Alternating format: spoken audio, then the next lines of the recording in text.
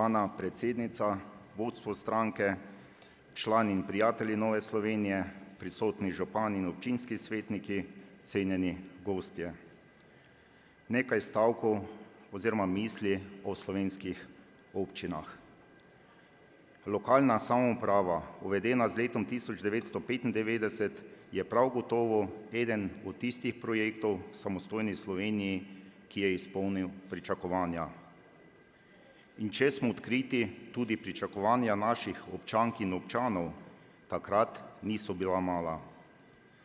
Danes, po 19 letih delovanja, lahko s gotovostjo rečemo, da smo naredili ogromno. V Novi Sloveniji smo se zelo zavzemali za nastanek sleherne občine, predvsem podeželske. Zato smo lahko danes še toliko bolj zadovoljni, kako so ti kraji z novo zgrajeno infrastrukturo dobili novo podobo, s tem pa občanke in občani boljše pogoje za vsakdanje življenje. Danes se lahko upravičeno vprašamo, kaj bi bilo s cestami, vodovodi, kanalizacijo, pa tudi z vrtci, šolami, športnimi objekti v podeželskih krajih po Sloveniji, če bi bila ureditev takšna, kot je bila do leta 1995. Pred slabim letom dni sem na našem občinskem prazniku v Rogatcu zbrane nagovoril z ugotovitvijo, da je naša občina postala polnoletna, saj je od takrat, ko smo postali samostojni, minilo že 18 let. Nadaljeval sem nekako takole.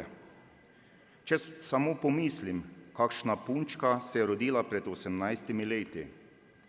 Lahko bi rekli, da je bil takrat rojeni otrok pravi nedonošenček, ki je za svoj razvoj in odraščanje potreboval prav posebno nego.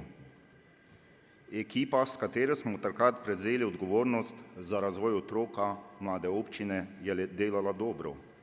Leta so tekla in danes lahko rečem, da je naša občina zrasla v ponosno mladenko, ki z optimizmom zre v prihodnost.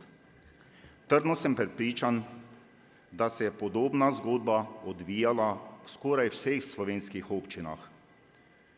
Ampak poglej ga šmenta. Sedaj pa pride en Gregor in hoče to mladenko omožiti sosednjo občino, kjer je pač večja. Mi v Novi Sloveniji nismo nikoli bili za eksperimentiranje in logično je, zakaj bi nekaj, kar dobro deluje, spreminjali. Gospodarska oziroma finančna kriza je na državnem nivoju ustavila skoraj vse investicije. Na lokalnem nivoju temu ni tako. Več kot 70% investicij v Sloveniji se izvaja tako v velikih kot majhnih občinah in to predvsem z evropskim denarjem.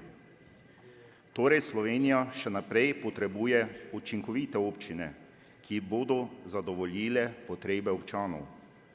In takšne občine imamo, velike in majhne. Majhne niso nič manj učinkovite od velikih. Tako pravijo ljudje, ki v teh občinah živijo in ne vidim razloga, zakaj jim ne bi verjeli.